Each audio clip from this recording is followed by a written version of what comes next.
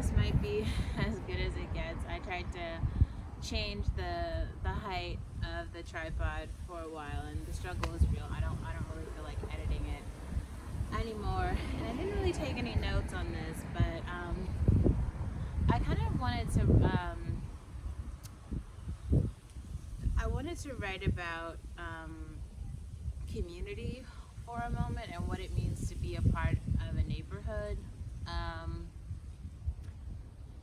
because when I think about a lot of my peers at Oakland School for the Arts and what they lacked that I did not, it was it was a neighborhood and a community.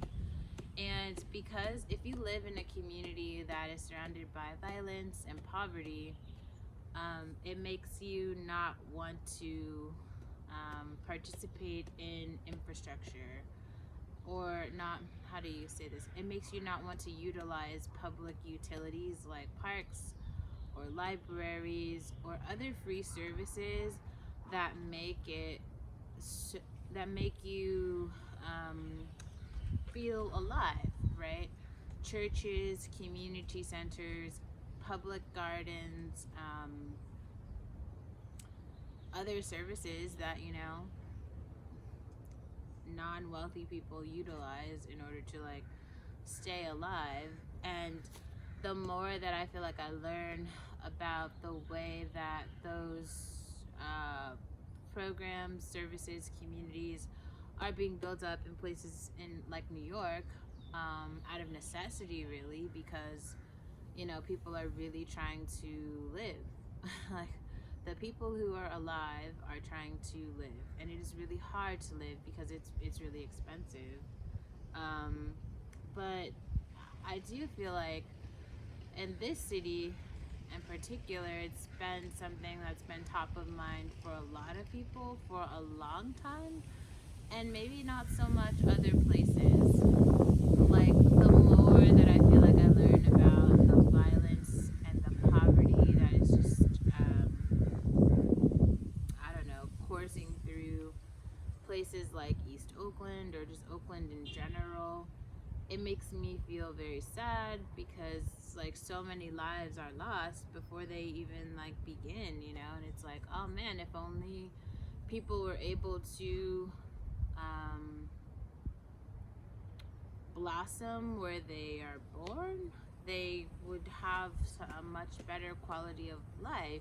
Like, you don't become much of anything on a day. It takes years, decades sometimes, to find your way. And if violence and poverty is like standing in your way of growth, then yeah, I'm not sure how you would thrive. And a large part of that, I do feel like, is due to this weird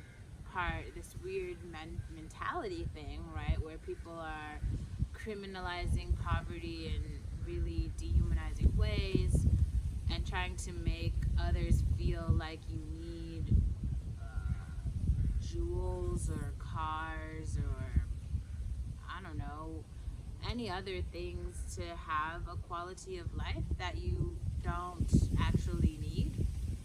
So that's weird. And I think it's causing a lot of people to like, bypass the parts of life that are the most important. Yeah, I don't know. I kind of feel like that in a sense with like my own mom, right, where she was so focused on whatever material things that she could gather, that she forgot about the feelings, like how I was feeling, how she was feeling, how Ariel was feeling, how my brother was feeling.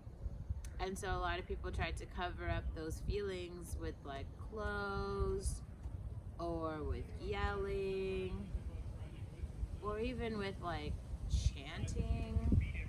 But that doesn't make the feelings like go away. The feelings are still there. if you say something like mean to someone else, especially if it's coming from a parent, like a child is gonna feel a certain way about those things that were said, and if the parent never does anything to correct those feelings, to patch those feelings, they just kind of stay there. They harbor, and they turn into like anger, and they turn into like resentment, and they turn into like almost like a callus on your emotional wheel, and you start to feel really negative toward the person who made you feel that way. I feel like the same applies for things like racism, where some people don't understand that just because they personally don't have a stake in racism, right? Whatever. That, people who are marginalized or oppressed therefore should feel no negative feelings toward them because, like, they are not personally responsible, which kind of like isn't the case, right? It's like if you're benefiting from something that I'm being oppressed by, well, shit, you have to like acknowledge that, because like your benefit is at the expense of my oppression, and that means something. Like, if the system were to be dismantled and then my oppression were to go away, the same would be true for your privilege.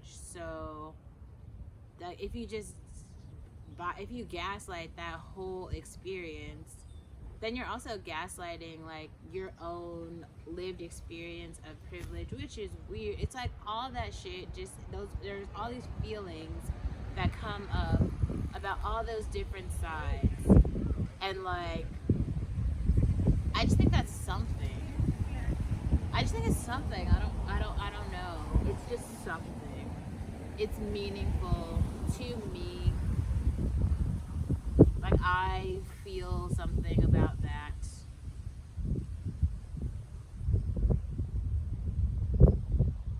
I don't know. For some reason, at this particular moment, I feel inclined to play Young the Giant. I don't want to sing it, but like I want to play it. I feel like a lot of the like nuance and just like stagnation I feel about life, they've done a good job of capturing it on record. So I'm gonna stop talking about the nostalgia of elementary school, but this was real, and I'm going to play Young the Giant and bug Milo until